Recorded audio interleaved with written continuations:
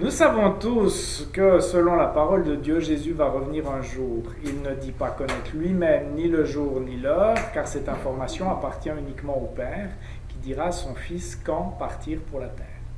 On entend souvent de nos jours que le prochain événement au calendrier de Dieu est quand même le retour du Christ. Alors, ma question. Du point de vue des êtres humains, Jésus peut-il vraiment revenir à tout moment ou y a-t-il des conditions qui doivent être remplies avant ce retour-là? C'est la première question.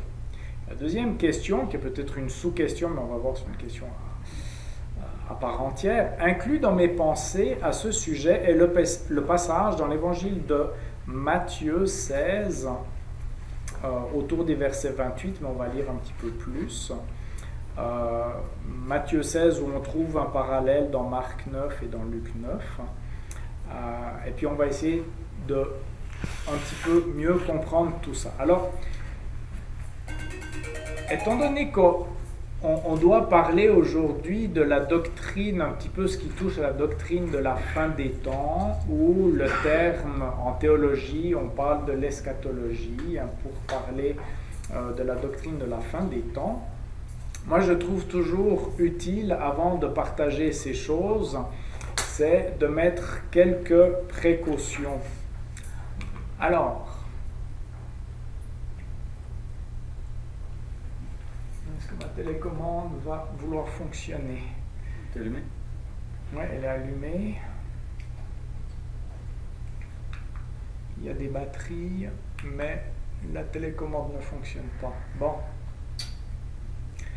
Le technicien, peux-tu l'avancer là-bas? Là,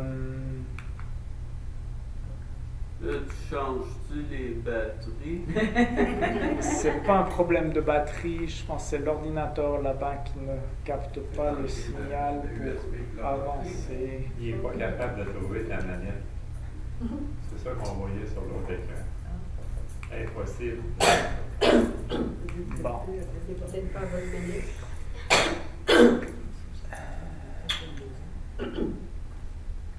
Mais c'est comme le retour de Christ, on ne sait jamais. Voilà, hein? On ne sait pas. Ok, je vais le partir là-bas, il devrait marcher après. Vous voyez, interruption, re-interruption. Mais là, on se rappelle de ce que tu as dit là. C'est bien. Oui. Vous savez, Dans moi, le livre des actes. moi j'ai dit une fois, je fais une parenthèse qui n'a absolument pas rapport. Ok, bon, on va voir si je peux le piloter moi-même. Ah, ça a l'air que oui. Alors, quelques précautions. Merci Alain, ça fonctionne. Alors, qu'est-ce qu'on voit ici? Vous connaissez ce schéma? Ouais. C'est qui? C'est la Sopfeu qui met comme ça l'indice des feux. Et puis on sait que quand c'est bas, ça va, il n'y a pas trop de danger. Par contre, si le petit triangle, il se déplace, là, il y a un danger extrême. Ça veut dire quoi? La moindre petite étincelle peut créer un feu énorme qui va tout ravager. Alors, il y a des sujets comme ça en théologie, c'est un peu la même chose.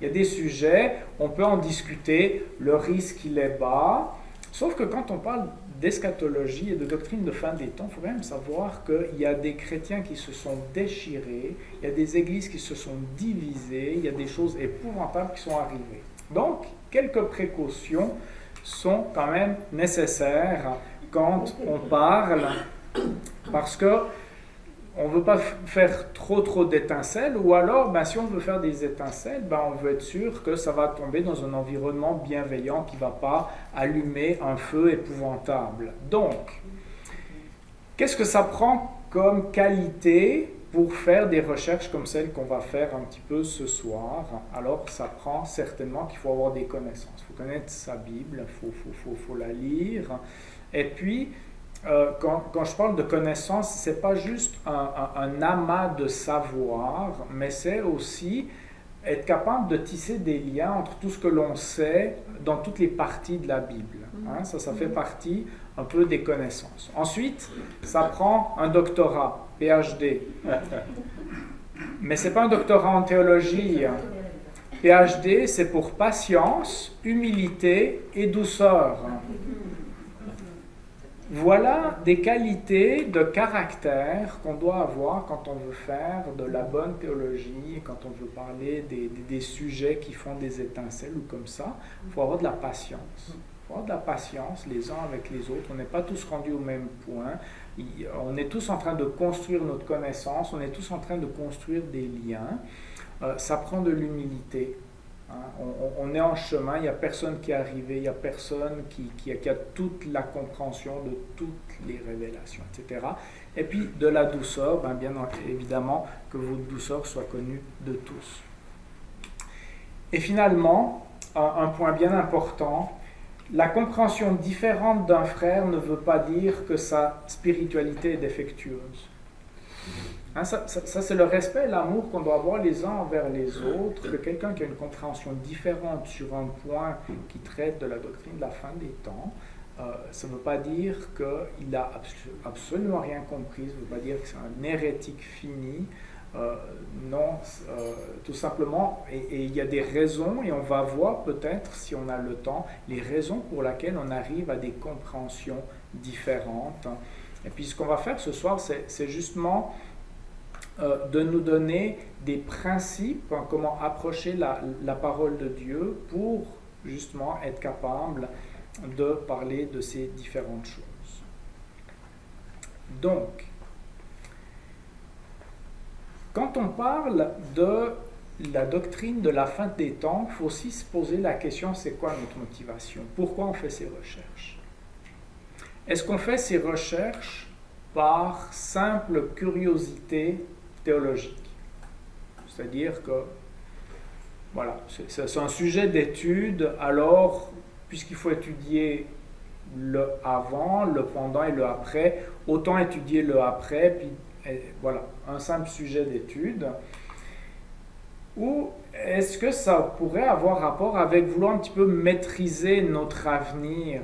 Mais si c'est là où c'est un peu délicat, parce qu'en même temps, la parole de Dieu nous dit très clairement, il y a des choses qui sont en avant de nous, et la parole de Dieu veut que nous sachions que ces choses sont devant nous. Comme par exemple la résurrection, c'est très clair que la parole de Dieu veut que nous sachions qu'un jour, on va ressusciter.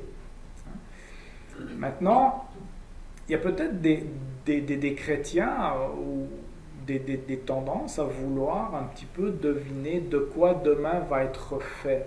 Et puis c'est arrivé dans l'histoire de l'Église que des personnes, en étudiant la parole de Dieu, ont commencé à fixer des dates, ont commencé à faire des schémas chronologiques en disant voilà dans quel ordre les choses vont arriver. Et puis finalement c'était un petit peu pour avoir une forme de maîtrise de l'avenir. Mais là j'ai l'impression qu'on touche un petit peu plus à de la divination un peu, et plutôt que d'aller voir une cartomancienne ou Madame Boule de Cristal, etc., on utiliserait la boule pour connaître l'avenir, pour nous rassurer un petit peu.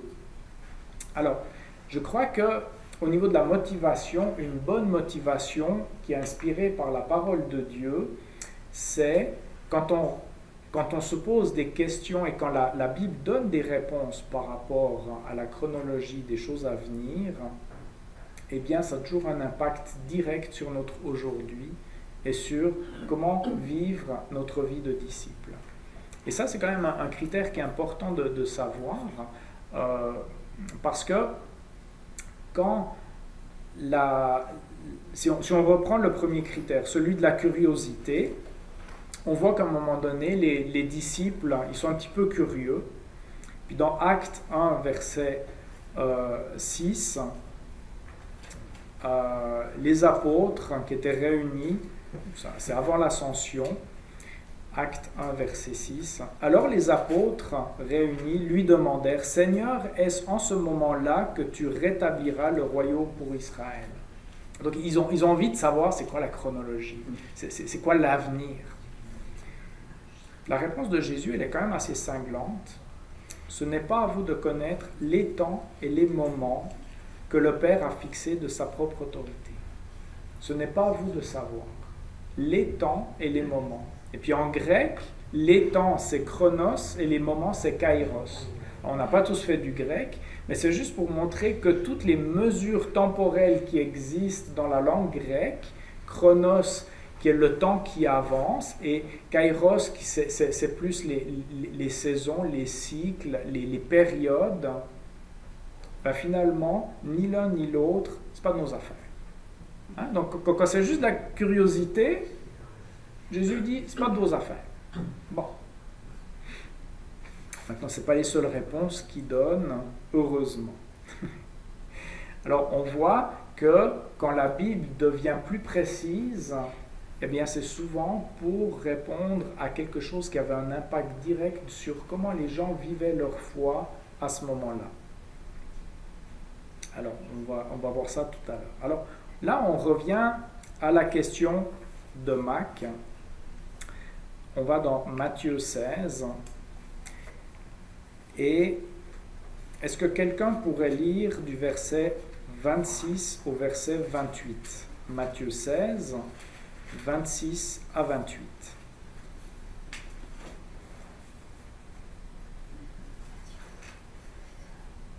Et que servirait-il à un homme de gagner tout le monde s'il perdait son âme? Ou que donnerait un homme en échange de son âme? Car le Fils de l'homme doit venir dans la gloire de son Père avec ses anges, et alors il rendra à chacun selon ses œuvres. Je vous l'ai dit en vérité, quelques-uns de ceux qui sont ici ne mourront point, qu'ils n'aient vu le Fils de l'homme venir dans son règne. Voilà, merci beaucoup. Hein, ça c'est la question. Alors, ce passage, on trouve un parallèle dans Marc 9 et Luc 9. Est-ce que c'est la sous-question de la première question? Est-ce que Jésus peut vraiment revenir à n'importe quel moment, ou est-ce qu'il y a des conditions qui doivent être remplies avant ce moment-là? Et puis quand on lit ce passage, hein, donc on voit le verset 26, que servira-t-il à un homme de gagner le monde entier s'il perd son âme? Il y a vraiment un impact ici, c'est la question de l'éternité. Hein? Perdre son âme, on comprend que c'est pour l'éternité.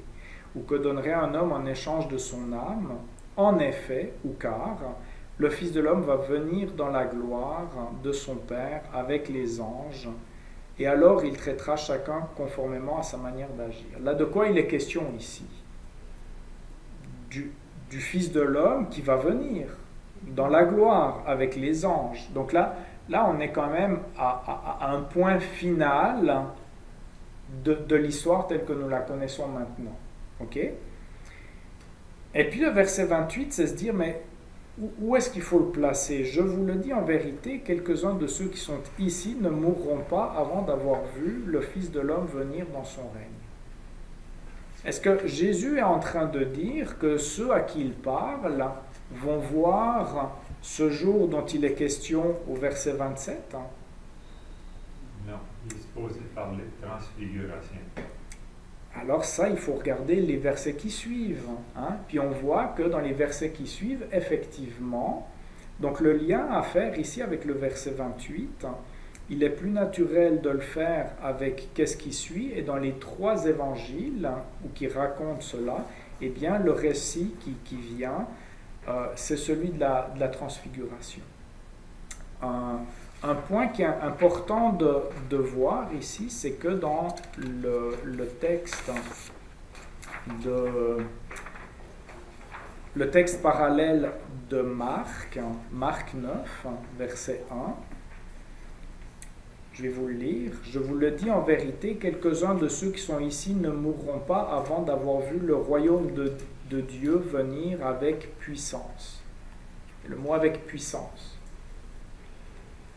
Et là, donc tout de suite après le verset de Matthieu 16, il y a le récit de la transfiguration. Alors, comment comprendre le règne de Jésus, le règne qui vient, et le règne qui va se terminer, comme c'est dit ici au verset 27, en effet, enfin, se terminer dans l'histoire de l'humanité telle qu'on la connaît maintenant, en effet, le Fils de l'homme va venir dans la gloire de son Père avec les anges et il traitera chacun conformément à sa manière d'agir. Là, il est question du jugement. Alors, pour avoir une chronologie du règne de Jésus, eh bien, on voit que directement, quelques-uns de ceux qui sont ici ne mourront pas avant d'avoir vu le Fils de l'homme venir dans son règne. Et ce règne va être inauguré. Jésus a un ministère terrestre, mais au moment où il parle et où il dit ceci, eh bien, 6 jours après, il y a la transfiguration où il est là avec Pierre, Jacques et Jean. Et la transfiguration, finalement, devient un petit peu l'acte inaugural, l'avant-goût de à quoi ça va ressembler le règne final, définitif de Jésus, parce qu'on voit qu'ils sont là dans une splendeur, dans quelque chose d'éclatant à ce moment-là. Et puis définitivement, on lit ça, puis on voit que ça dégage quelque chose qui est en rapport avec de la puissance. On se souvient que Marc fait ressortir le mot puissance. Mais dans la chronologie, on voit aussi que la transfiguration, c'est de parler qu'est-ce que Jésus va faire comme prochaine étape, qui est celle de la croix. Et que Jésus va mourir et il va ressusciter. Et la résurrection, là aussi, c'est une confirmation et une puissance par rapport à son règne. Ensuite, on voit la Pentecôte, et on voit que la Pentecôte est aussi une démonstration de puissance avec l'Esprit qui descend sur les disciples. Vous recevrez une puissance et vous serez mes témoins, Jérusalem, la Judée, la Samarie et jusqu'aux confins de la terre. Donc on voit que même la Pentecôte et le livre des Actes, finalement, nous parle de la propagation du royaume par les disciples jusqu'à ce que, finalement, le retour, ou ce que la Bible appelle en grec la parousie, c'est le couronnement du royaume de Jésus. Donc on voit ici que dans un verset, dans une parole, il y a beaucoup de choses qui sont contenues, mais qui peuvent inclure de grandes périodes de temps. Qui va commencer 6 jours après, mais qui va se prolonger, qui va se réaliser pendant, on va dire, des millénaires. Puisqu'on est encore en train d'attendre la parousie, mais actuellement on est dans cette période de puissance et de propagation du royaume par les disciples. On cherche toujours à atteindre les confins de la terre avec l'Évangile. Donc, pour la question numéro 2, qui était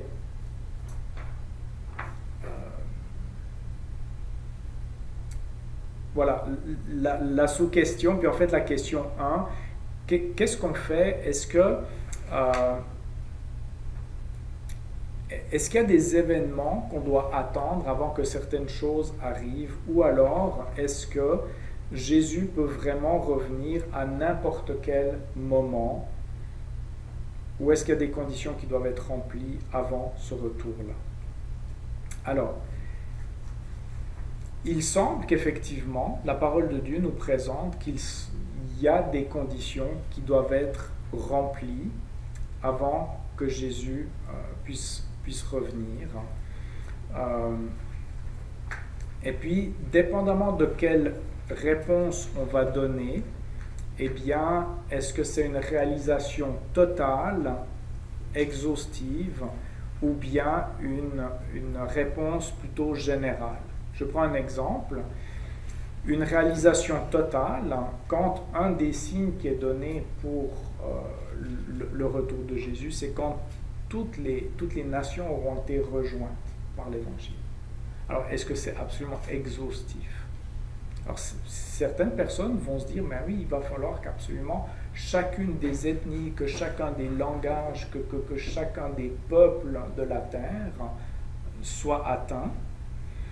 Puis Puis d'autres vont comprendre, ben, en fait, ce sont des grandes régions, ce sont les habitants. Alors, certains théologiens vont comprendre que c'est plutôt des réalisations plus générales ou d'autres vraiment très précises. C'est ce qui fait qu'on va avoir des interprétations un petit peu différentes l'une de l'autre.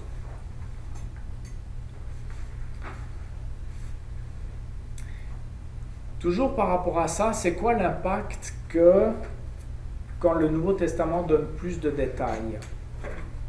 Quand est-ce que le Nouveau Testament donne plus de détails? Comme par exemple dans le livre de 1 Thessaloniciens, on voit qu'il y a des détails qui sont donnés. Dans 2 Thessaloniciens aussi. Dans Apocalypse, hein, c'est souvent dans ces livres qu'on voit des chronologies.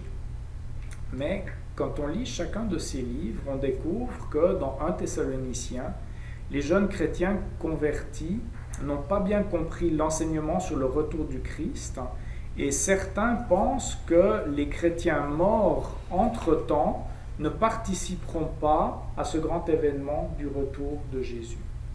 Alors, ils étaient remplis de découragement à cause de ceux qui étaient morts avant, peut-être morts sous la persécution, qui disaient, mais s'ils sont morts avant qu'ils reviennent, ils vont être où? Est-ce qu'ils vont vraiment participer à ça? Alors, Paul leur enseigne, et on trouve cet enseignement dans 1 Thessaloniciens 4, du verset 13 à 5-10. On ne va pas le regarder ce soir, mais c'est simplement que, parce qu'ils avaient une mauvaise compréhension des choses qui s'en viennent, une mauvaise séquence, eh bien, ils étaient vraiment troublés, ça les troublait vraiment, ils étaient découragés, et puis un autre exemple de 2 Thessaloniciens, là on voit que les chrétiens ont besoin d'être fortifiés et que leur persévérance est mise à rude épreuve à cause des persécutions qu'ils vivent. Et eux, en fait, ils n'étaient pas prêts à ça parce qu'eux se disaient, mais le retour de Jésus va être tellement proche, tellement imminent, qu'en fait, on ne devrait pas vivre ces persécutions. Et dans 2 Thessaloniciens, chapitre 2, versets 1 à 12, eh bien, l'apôtre Paul leur explique que non, le retour de Jésus n'est pas si imminent que ça. Il y a des choses qui doivent précéder son retour. Ça va être précédé par l'apostasie et la venue de l'homme de péché. Donc tout ça pour leur dire, mais vous vivez la persécution, c'est normal, il y a des choses qui doivent arriver avant le retour de Jésus.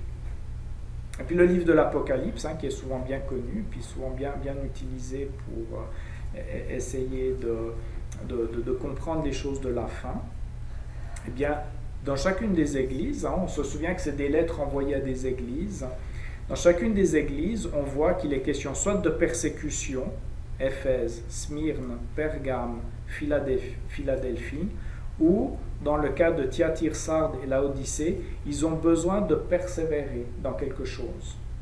Alors soit ils vivent de la persécution, soit ils doivent persévérer dans l'attachement à Jésus, persévérer dans la vigilance ou persévérer dans la correction.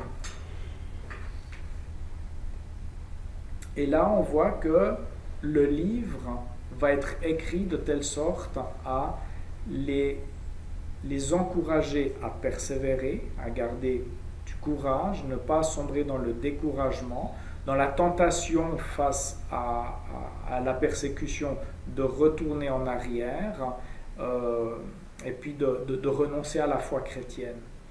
Finalement, on voit que l'intention pour leur vie de disciples au moment où ils reçoivent cette lettre, c'est de tenir ferme en attendant. En attendant quoi? Le retour de Jésus. Donc voilà un petit peu pour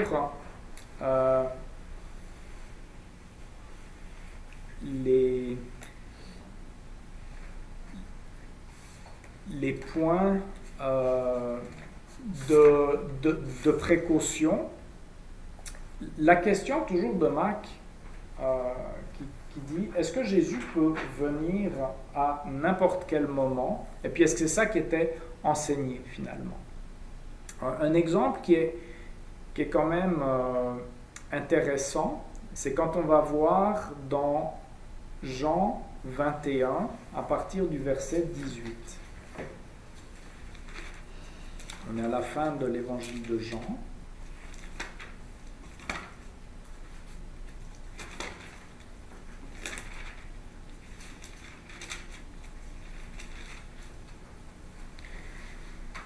Jean 21, à partir du verset 18, Jésus parle à ce dialogue avec Pierre. En vérité, je te le dis, quand tu étais plus jeune, tu mettais toi-même ta ceinture et tu allais où tu voulais. Mais quand tu seras vieux, tu tendras les mains et c'est un autre qui attachera ta ceinture et te conduira où tu ne voudras pas. Il dit cela pour indiquer par quelle mort Pierre révélerait la gloire de Dieu. Puis il lui dit, suis-moi. Ok. Là, ça veut dire qu'avec ça, Pierre, il sait qu'il va mourir martyr. On est d'accord avec ça. Et Pierre est relativement jeune, une trentaine d'années, on imagine. Et puis Jésus est en train de lui dire qu'il va mourir quand il sera vieux. On est d'accord avec ça? Ok. Donc, il sait qu'il va mourir martyr quand il sera vieux. Donc ça veut dire que tant que Pierre n'est pas mort, Jésus ne peut pas revenir. Ça retarde la venue. Hein? Donc, on voit qu'il y a des choses qui font que, ben non, en tout cas avec notre logique à nous, ça serait difficile de dire que Jésus aurait pu revenir avant que Pierre soit rendu vieux puis meure martyr. Hein? Parce que Jésus l'avait annoncé. Donc, là, on voit bien que n'importe quand que Jésus va venir, ben comment comprendre ce n'importe quand? Parce que, effectivement, et là je vais reprendre un texte qui est intéressant, c'est le texte de 1 Thessaloniciens 5, 1 à 3. Alors il est affiché ici. Pour ce qui est des temps et des moments, là on retrouve cette idée de kairos et chronos. Vous n'avez pas besoin, frères, qu'on vous en écrive. Bon, soit parce qu'ils en avaient déjà parlé, qu'est-ce qui était suffisant pour eux de savoir, car vous savez bien vous-même que le jour du Seigneur viendra comme un voleur dans la nuit, quand les hommes diront paix et sûreté ou sécurité, alors une ruine soudaine les surprendra, comme les douleurs de l'enfantement surprennent la femme enceinte, et ils n'échapperont point. Dans ces trois versets, ce qui est intéressant, c'est que il y a 3 points de repère qui sont donnés. Le premier, c'est le jour du Seigneur. Et voilà ce que le Nouveau Testament, la Bible semble enseigner. Souvent, l'expression « le jour du Seigneur » est une expression qui est reprise un très grand nombre de fois comme présentant un événement unique, le jour du Seigneur. Et on va peut-être avoir le temps de regarder. Mais un deuxième... Alors, le chiffre 1, c'est pour dire un événement unique. Mais dans ces mêmes 3 versets, on voit que le Seigneur viendra comme un voleur dans la nuit. Alors, comme un voleur dans la nuit, ça fait introduire la notion de n'importe quand. Ça fait introduire le fait que si on savait quand le voleur va venir dans la nuit, il n'y aurait plus de suspense. Et puis, on voit un troisième élément, quand les hommes diront paix et sûreté. Donc ça veut dire qu'il y a quelque chose qui doit être présent, qui doit être arrivé, et qui fait que, avant que les gens disent paix et sûreté, on attend ça. Hein? Donc, dans ce texte, dans ces 3 versets, on voit un événement unique, on voit un aspect d'imprévisibilité avec, viendra comme un voleur dans la nuit. Et puis, on voit qu'il y a des signes précurseurs, des choses qui vont être présentes. Alors, les questions, je vais juste les prendre tout à l'heure parce que je vais aller rapidement sur comme le temps file, je prendrai les questions à la fin. Alors, ça fait que le Nouveau Testament semble nous enseigner chacune de ces trois affirmations. Puis là, je reprends l'enseignement de Don Carson. Première affirmation, il y a un n'importe quand. Deuxième affirmation, il y a des signes précurseurs. Troisième affirmation, il y a un événement ou un retour unique. Alors, on peut regarder un petit peu, il y a quoi derrière ce n'importe quand, qui est symbolisé par un point d'interrogation. N'importe quand, ça veut dire qu'il y a un côté d'imprévisibilité. Alors, on a des textes qui nous présentent ça. Un élément de surprise, le voleur dans la nuit. Et puis, il y a aussi le texte de Luc 17 comme un éclair qui va de l'Orient à l'Occident.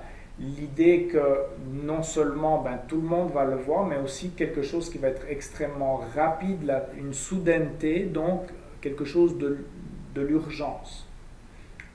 Première affirmation, ce n'importe quand. Mais il y a aussi des signes précurseurs. Et puis là, on voit quand même que dans la parole de Dieu, il y en a beaucoup.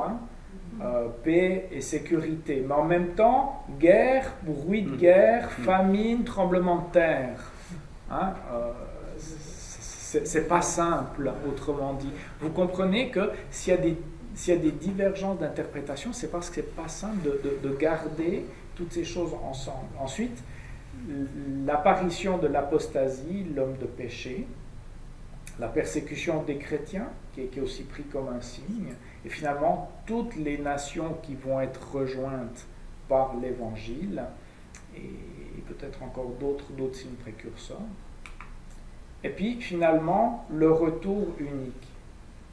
Et puis là, si vous avez une concordance et puis la Bible Louis II en 1910, vous faites une recherche avec le mot avènement, l'avènement, et puis vous allez voir un grand nombre de fois que c'est repris, parce qu'en fait c'est le mot grec parousie, le mot grec parousie qui veut dire apparition, retour, etc. Mais après dans nos traductions, on va voir très souvent, pour parler des choses de la fin, le Nouveau Testament est très sobre, et puis souvent, ça suffit de dire le jour. Alors, le jour de l'Éternel, le dernier jour, le jour du Seigneur, le retour du Seigneur, le jour de Jésus-Christ, ou tout simplement le jour. On voit que dans la grande majorité des cas, c'est suffisant pour parler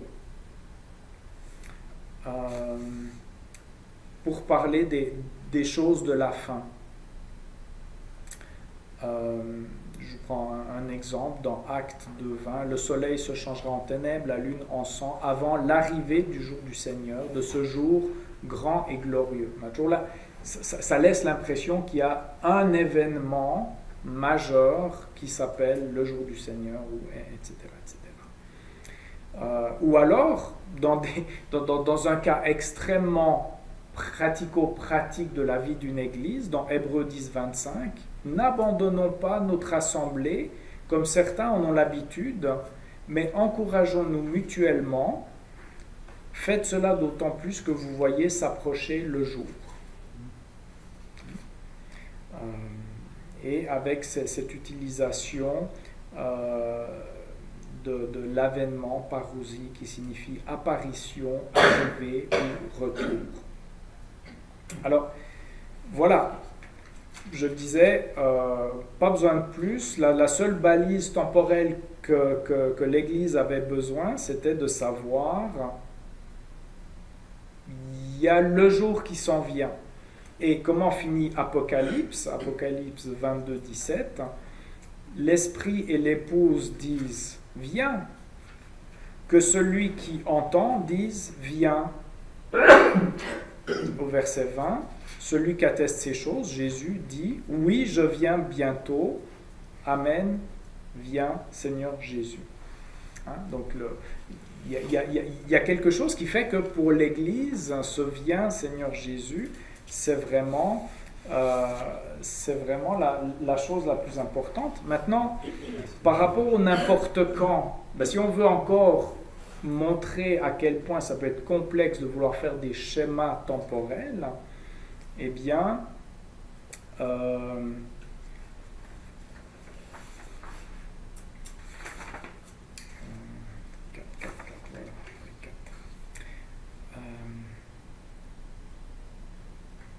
par rapport aux signes précurseurs. Donc là, un retour unique, bon, si on peut revenir à celui-là. Par rapport aux signes précurseurs, les signes peuvent être des cycles uniques ou peuvent être des signes qui sont cycliques et qui peuvent revenir et se reproduire et aller en s'amplifiant. Hein. L'idée des contractions avant un accouchement, un petit peu, hein, les douleurs de l'enfantement, on comprend que c'est pas une contraction, ça sort. Je l'ai jamais expérimenté, mais je ne parle pas d'expérience. Mais vous comprenez les cycles, hein, ou des événements uniques. Encore là, ben, ce n'est pas toujours précisé. Et puis, quand on regarde la théologie pendant les 20 derniers siècles, qu'est-ce qu'on réalise? Eh bien, c'est que chaque génération de chrétiens a généralement cru que c'était la dernière génération à vivre. Et c'était vrai à l'époque de la rédaction du Nouveau Testament. Dans 1 Jean 2, 18, l'apôtre Jean écrit « Petits enfants, c'est la dernière heure ». Là, on ne parle même plus du jour, on dit « c'est la dernière heure ». Vous avez appris que l'Antichrist vient, or déjà maintenant, il y a plusieurs Antichrists. Non seulement il y en a un qui vient, mais il y en a déjà plusieurs, et par là, nous reconnaissons que c'est la dernière heure.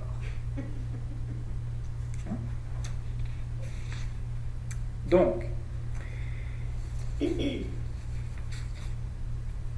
le n'importe quand, à quoi il sert? Alors, plutôt que peut-être de se dire à n'importe quelle seconde, peut-être c'est un petit peu plus riche de se dire à n'importe quelle génération. Dans n'importe quelle génération, dans n'importe quel kairos, dans n'importe quelle saison, oui, Jésus pourrait revenir parce que c'est notre attente. Et puis, alors, cette imminence que Jésus est quand même toujours proche à revenir, c'est pour susciter chez nous qui sommes disciples un état de veille et de travail plutôt que de somnolence. Un état de veille et de travail plutôt que de somnolence.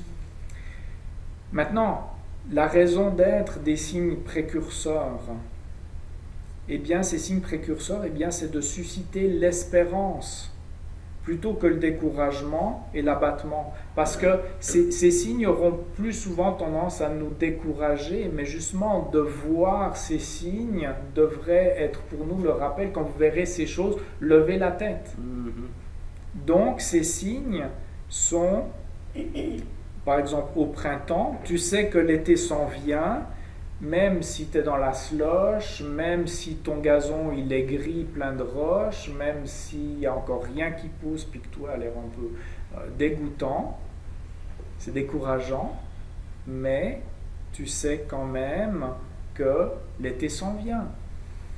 Et tu le sais, et tu n'as pas besoin tous les jours de prendre ton mètre à mesurer, puis d'aller voir si le bourgeon sur ton arbre, s'il a grandi ou pas. Il y a quelque chose, le fait de savoir dans quelle saison on est, ou de voir ces signes, on sait qu'il y a quelque chose qui s'en vient. Donc ça, c'est pour les questions pratiques de qu'est-ce que ça suscite au niveau de l'espérance et au niveau aussi d'un état de veille et de travail. Donc, pour ce soir, je pense qu'on a quand même fait un petit peu le tour de la question. Pour la question de Marc, à savoir, tous ne mourront pas. Alors, on comprend que dans les 6 jours qui ont suivi, il n'y a probablement personne qui est mort. Mais par contre, jusqu'à la résurrection et à l'ascension, on sait que quand même, Judas est mort. Et après, on sait que très rapidement, la persécution avec Étienne et d'autres sont morts. Et Étienne est mort avant même que l'évangile soit parti en dehors du peuple juif. Hein? Donc on voit cette progression, mais pour ça, il faut qu'on soit capable de voir que les événements des temps de la fin, parfois ils sont très contractés, comme par exemple quand on parle le jour, ça peut être quelque chose qui est très contracté, mais peut-être que quand on va vivre les choses par rapport à ça, ben ça peut être un peu comme un accordéon. L'accordéon qui est fermé est un accordéon. L'accordéon qui est ouvert est aussi un accordéon, mais il n'a pas la même profondeur. Et dans ce sens-là, par rapport aux événements des temps de la fin, on doit avoir cette flexibilité de ne pas toujours savoir est-ce qu'on est dans du contracté ou est-ce qu'on est dans de la profondeur. Alors c'est ce qui explique un petit peu que on peut avoir avec le même respect de la parole de Dieu, le même souci d'être vigilant, d'être disciple, d'être témoin, d'être à l'œuvre, arriver peut-être à des schémas ou à des représentations. D'autant plus que ça fait, il y a d'autres difficultés, mais dont on ne parlera pas ce soir, mais peut-être simplement terminer avec ceci, faire des liens. Donc on voit que ces trois éléments, tout en haut, mais il y a des signes précurseurs, ça peut arriver n'importe quand, et puis il y a des événements uniques. Et puis, la difficulté, c'est que habituellement, un système théologique de compréhension va arriver à bien en tenir 2 des 3, mais rarement les 3. Alors, peut-être que pour les prémillénaristes classiques, ça sera une plus grande facilité de tenir compte en même temps d'un événement unique et puis de signes précurseurs, mais avec peut-être moins d'emphase sur le n'importe quand. Ou alors, peut-être que pour les amillénaristes ou les emmillénarismes, ça sera plutôt l'aspect du n'importe quand et d'un retour unique, mais peut-être avec une moins grande emphase sur les signes précurseurs. Et puis, on voit que les prémillénaristes dispensationalistes, eux, ont mis beaucoup d'emphase sur l'aspect du n'importe quand, mais en parlant de l'enlèvement, et finalement, qu'après ça, c'est ça qui serait le n'importe quand, plutôt l'enlèvement, plutôt que le jour du Seigneur, ou alors de vouloir décomposer le jour du Seigneur en différentes expressions. Donc c'est tout simplement, on voit que ces choses sont dans la parole, et que chacun des groupes ou des théologiens cherche à faire du sens, mais après c'est comment garder l'équilibre ou garder la tension entre ces différents pôles, et c'est là qu'on voit que c'est un petit peu plus difficile, et c'est ce qui explique qu'on peut arriver à des compréhensions un petit peu différentes des choses de la fin. Mais par contre, ce qui est sûr, c'est que l'esprit et l'épouse disent « viens ». Et puis que nous qui entendons ce message, nous aussi on doit dire « viens », que Jésus atteste en disant « je viens bientôt ». Alors le bientôt du Seigneur, c'est ça, hein. Le n'importe quand, on doit dealer avec un jour sont comme 1000 ans, puis 1000 ans sont comme un jour. C'est aussi ça qui fait que c'est un petit peu compliqué pour nous, mais c'est notre espérance, et c'est l'espérance qu'on veut porter autour de nous. Alors, ça c'est pour la présentation de ce soir. Alors, il y avait une question là, puis il y avait une question. Odile, tu avais levé ta main. Non, oui, c'est parce que je voulais bien comprendre justement qu'il y a des événements à suivre Mhm. avant la venue de Christ. Parce que là, quand j'étais dans Matthieu 24, où il disait, quand les disciples lui demandaient quand est-ce que ces choses seront quand est-ce que le jour, il demandait quand est-ce que le jour viendra. Oui. Voilà, il citait les événements, Voilà. par exemple, voilà, Exactement. la femme enceinte qui allait Alors, ce jour-là. Ça veut dire qu'on doit vivre cela avant sa venue. on doit vivre cela, mais pour certaines personnes, tous ces événements sont encore devant nous, puis pour d'autres personnes, ces choses se sont peut-être déjà réalisées dans le passé, notamment avant la chute de Jérusalem ou alors dans le courant de l'histoire. Donc c'est pour ça, certaines personnes vont dire c'est encore devant nous, d'autres personnes vont dire ben on est en cours de vivre ça. Hein.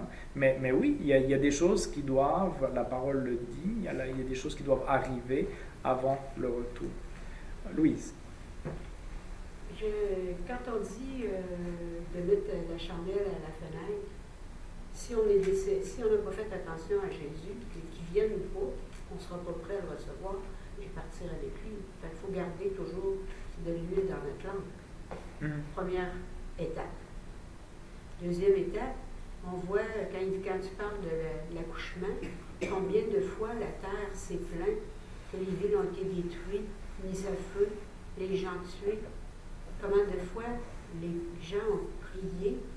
Moi, je suis convaincue que la prière a fait reculer l'avènement parce que c'est marqué. Malheureusement, je ne suis pas bonne pour me souvenir quel verset, mais c'est dit que Dieu, Jésus, ne viendrait pas avant qu'il n'y aurait plus d'espoir, qu'il n'y aurait plus un âme à sauver. Fait que si on voit le désastre, les viols, la méchanceté, puis qu'on voit qu'il n'y a plus de vie humaine possible, puis que dans la prière, pareil comme pour Jéricho, par Salem, on prie qu'il a demandé peux-tu sauver, puis Dieu a sauvé. Il n'a pas sauvé, mais il a sauvé les 3-4 personnes, mais on a encore un espoir de, comme tu dis, le temps passe, puis il ne faut pas oublier qu'est-ce que tu nous as dit la semaine passée, qu'il y avait des étapes dans la mort, des périodes d'attente.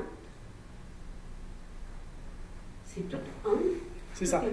Si on revient à ce qui a été dit, c'est finalement de voir que la Bible est là pour nous aider pour aujourd'hui, à être des disciples aujourd'hui, à faire notre mission aujourd'hui. C'est quoi notre mission aujourd'hui? C'est d'être des témoins. Et puis finalement, il y a des personnes qui prennent ça vraiment à cœur. Alors, on n'aura peut-être pas tous les mêmes conclusions qu'eux, mais dans le sens vraiment de quelque chose de dynamique, ils disent « Allons évangéliser toutes les nations. En évangélisant toutes les nations, on va hâter le retour de Jésus. » Hein? Donc, on voit que c'est quelque chose qui est extrêmement motivant. Est-ce qu'on est dans le même rapport que tout à l'heure avec la discussion entre Dieu et Abraham? Ben, ça appartient à Dieu. Mais on voit que, bien compris, c'est quelque chose qui doit nous garder actifs, en train de veiller, en train de travailler, en train d'espérer, même si c'est décourageant autour de nous, de se dire, mais le plus beau et ce que Jésus va réaliser, ça s'en vient. Et puis nous, on doit... Hein? On va au ciel pour revenir sur la terre après. Les deux chats. Alors, voilà, écoutez, ouais, c'est déjà 9h moins quart. Stéphane, tu es d'accord de finir par la prière? Il y a une question ici. Je t'en demanderai. Oui, ok. D'accord. Merci. Bien, Seigneur, d'abord, on te remercie parce que tu reviens. C'est une vérité, c'est une certitude et ton retour marquera la fin d'une époque et le début d'un monde glorieux auquel nous sommes tous conviés et nous allons tous participer. Alors, nous prions encore que ton règne vienne, Seigneur, non seulement dans nos cœurs maintenant, mais dans ce monde qui en a tant besoin. On aspire à ce règne de justice, de gloire, de paix et de joie. Garde-nous fermes dans l'attente, persévérants dans le service et dans l'obéissance à ta parole, s'il te plaît.